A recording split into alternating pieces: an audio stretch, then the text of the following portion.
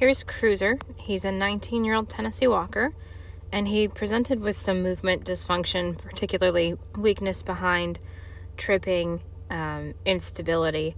And after a thorough check from the vet, discounting any neurological issues, we are working on rehabbing him.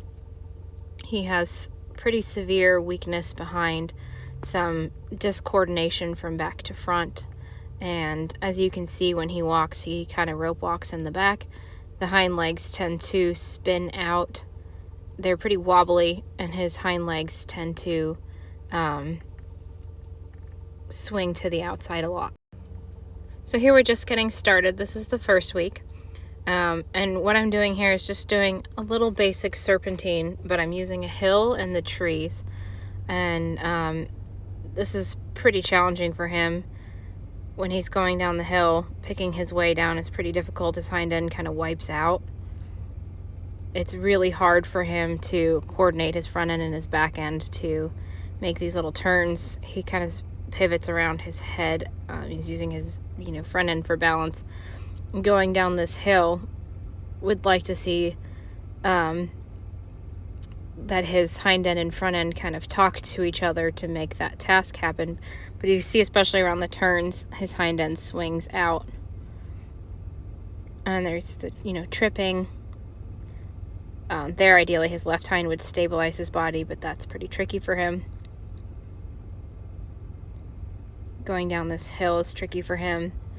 So this is an exercise in helping him find stability and coordination between the front and the back end.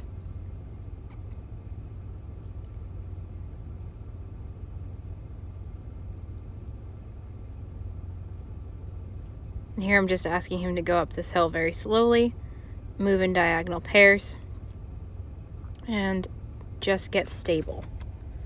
So before we can strengthen anything in Cruiser, really we need to help him find the position. So there's that wobbling. We really need to help him find the position that he can get in and get comfortable in that positioning. Then he can start to stabilize. So as long as his hind legs are swinging around, where his hocks and stifles twisting the way that they do, he won't be able to strengthen and he'll be causing damage to himself. So there his hind end kind of wobbles around. And this exercise is just about getting him to take steps in diagonal pairs, so right front, left hind, left front, right hind, and to get stable across the body. So there's 4 corners that can be used to help stabilize him, and he's not really making that connection.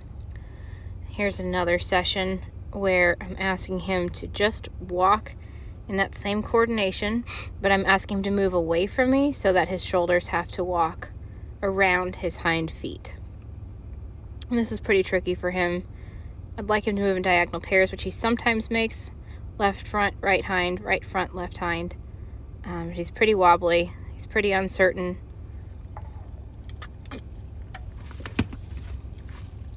There's a diagonal pair, diagonal pair, diagonal pair. I'd like him to walk nice and slow, but as he gets unstable, he tends to rush. It's pretty hard for him. So when his hind foot is straight, then it can weight bear, and at this point, he kind of tends to rush away from that. So there he's kind of rushing away. And so by asking him to move away from me on a circle instead of me on the inside of the circle, we can start to develop better hind leg stability. Just a really simple way to help him do that. Whereas if I were on the inside, his hips would likely swing out. And you can see disunited diagonal pairs going backward.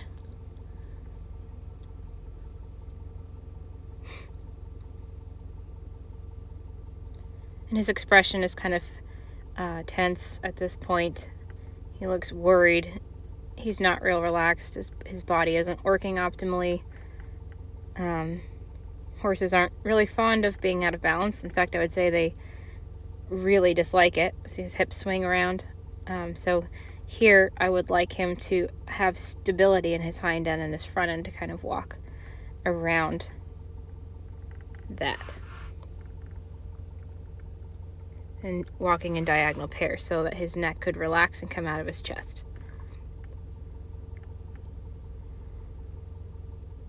And at this point in the halter, he feels very heavy, not because he's, disrespecting the aids by any means. It's more so just that he needs it for balance. So it feels like all his weight is in his head because his body is very uncoordinated. Here we see a little improvement. There's diagonal pairs. Nice and slow and controlled. So walking slowly is actually much more difficult. But we still have that lack of unity in diagonal pairs. Now this little exercise is similar to the first one we did. I'm going to have him cross back and forth over these railroad ties that I have down, or utility poles. So he's got to open his shoulders, stabilize his hind end. There's a little wobbliness.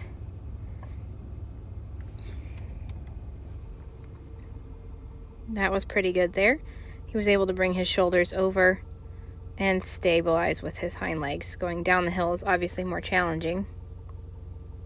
It wasn't too bad. And we see some little limpy looking steps just because his front end and hind end aren't really talking to each other optimally.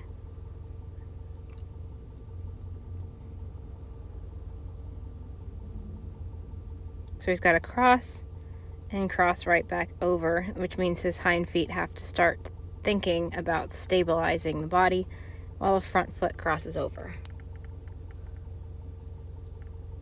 There's a little swing of the hips that we don't really want.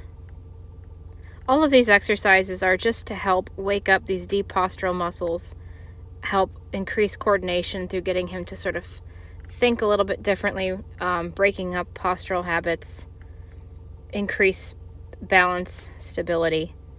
We're really in the phase right now of just helping him think about his body in a little different way. Now I'm going to ask him to go up the hill nice and straight, and to stop, and to back down the hill. So to back down the hill, he has to think about placing his hind feet. We've still got disunited diagonal pairs at this point, but his hind feet are a little bit better positioning under his body. His hips are staying a little more stable.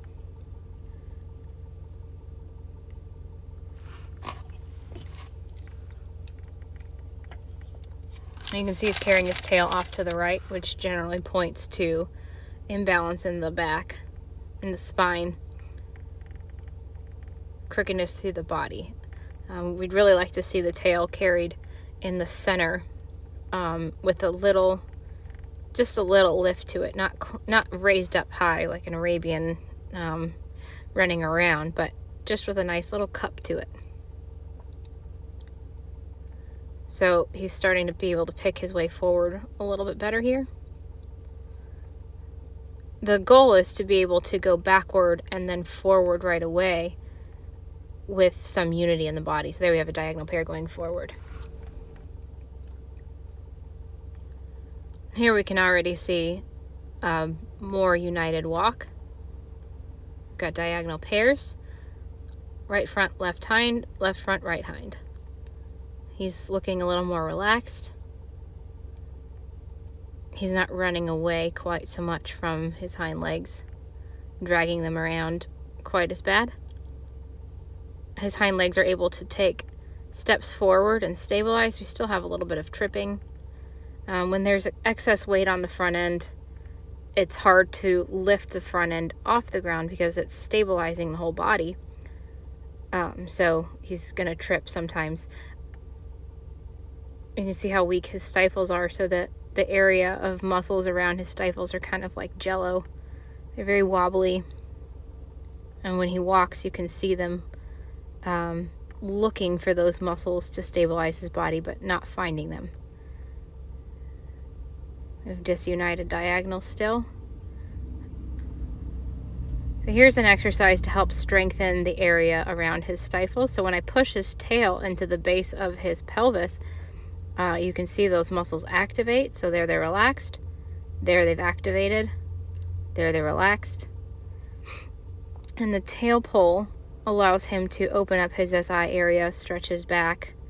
So he leans into it because it feels good.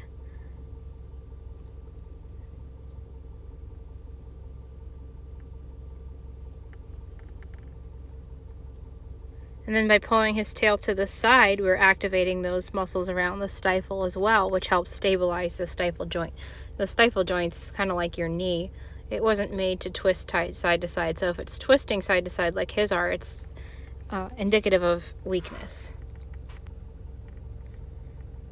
Here we are going down the hill with a little better coordination. Still kind of hesitant to get down the hill. He wants to either run down the hill or stop. And they were backing in better diagonal pairs. We had one diagonal step. So here I think we have a pretty significant increase of coordination and control. He's starting to square up a little bit. And remember that we have those four corners of the body that are supposed to support the horse, and if the front legs have to do all the work, then he's going to lose coordination. He's going to get pretty unbalanced. He's going to get weak in the hind end, and he's going to get worried. So now sometimes we have a diagonal pair step backward, whereas before we almost never had one.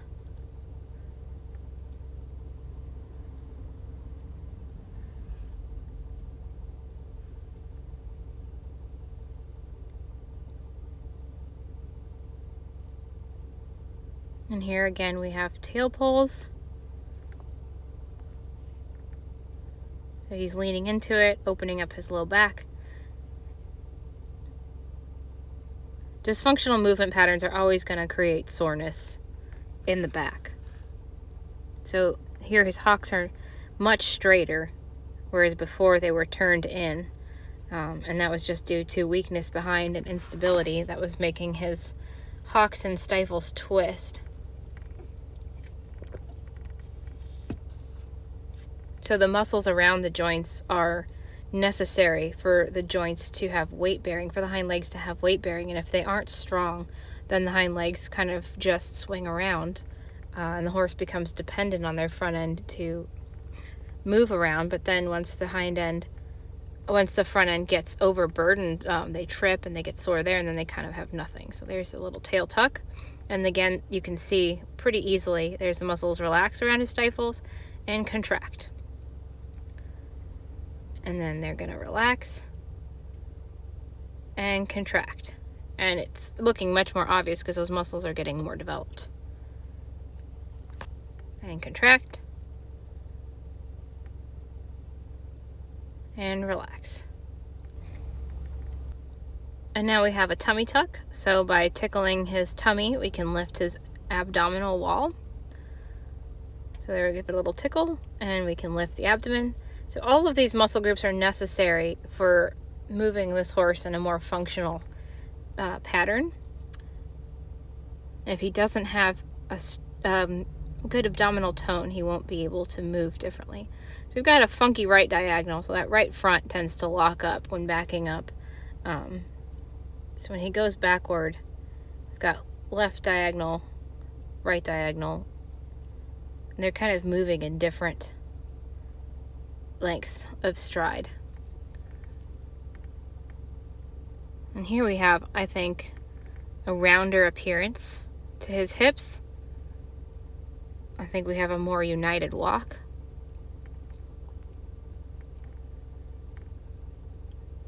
I think he's looking more relaxed, and he has much better control over his front end.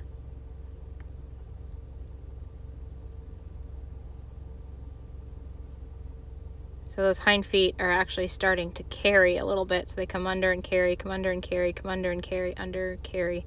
Whereas before they were dragging and twisting.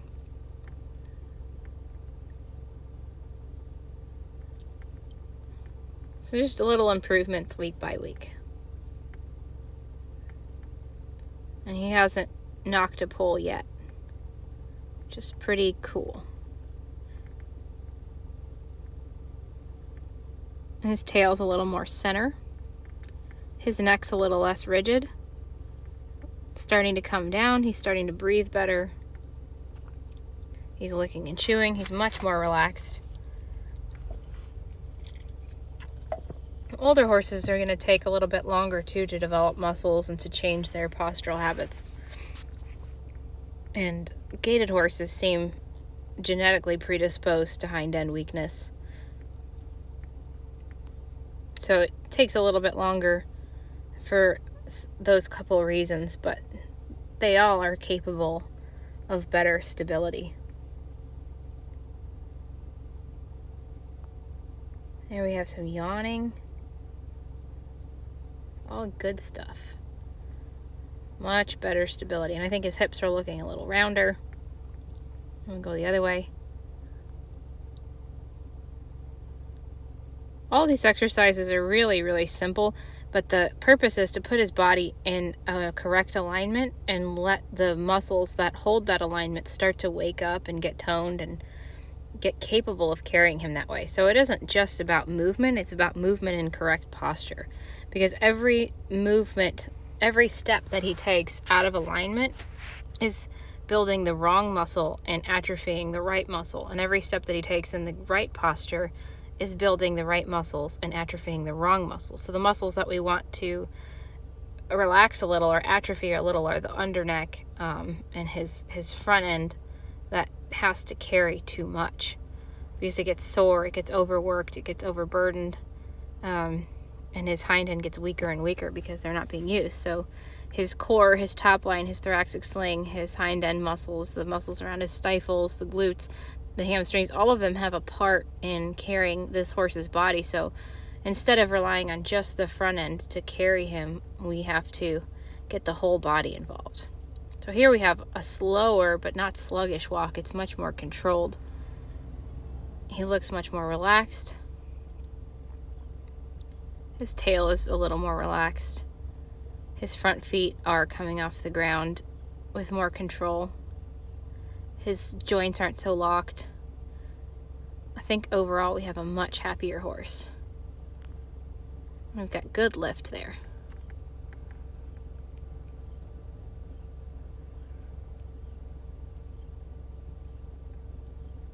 He got out of the screen a little there.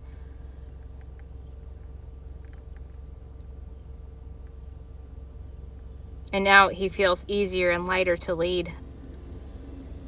We have diagonal pair, diagonal pair. That right front's still kind of locked up.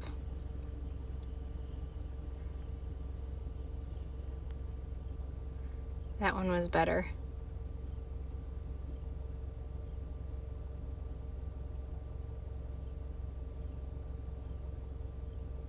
It's a goofy little right diagonal.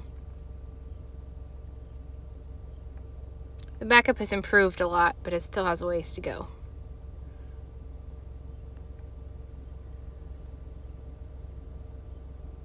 But he says, I feel better. It feels easier to bring him forward and easier to rock him back because his body is in better balance.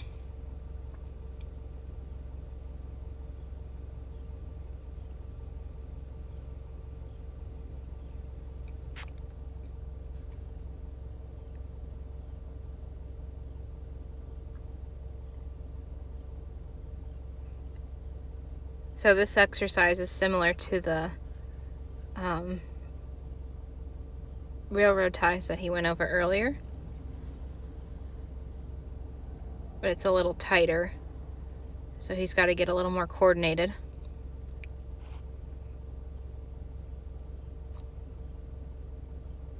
Just got to bring his front end across, stabilize his right hind, bring his front end across, stabilize his left hind, and the hind end is still a little slippy slidey, but it's significantly better. A few weeks ago, this would have been a mess, so. He's got to find his right hind there to bring his shoulders back over. And we have some core control in order to get him over these poles. And that's a better right diagonal that time.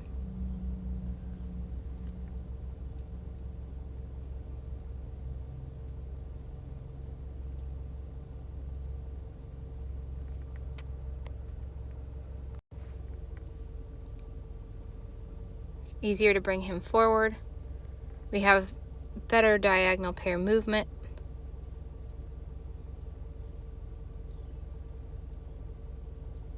We have better abdominal tone. That's much easier to do than it was before.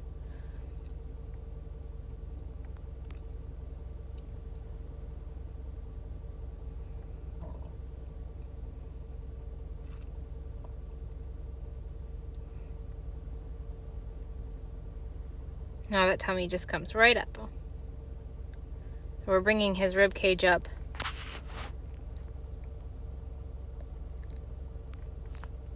Kind of just like a little sit-up. That puts his pelvis in a better alignment.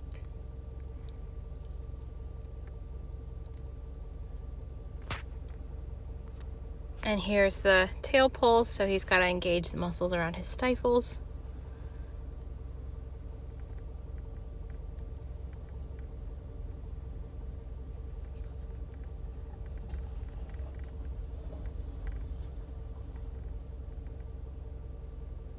And on this side, you can see those muscles activate there.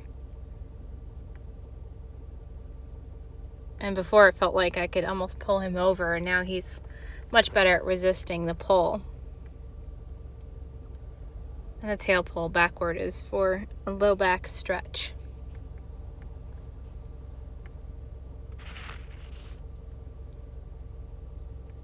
The coolest part, I think, is the changes in his expression and demeanor, because overall, he's much happier. Horse really does not enjoy being out of balance.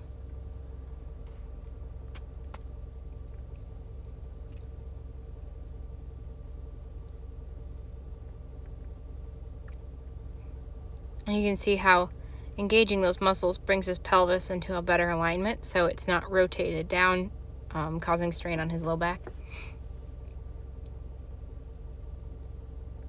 So good posture requires muscle tone. It requires muscles to hold that position. And we have our tummy tuck again. And we'll check back with him next week.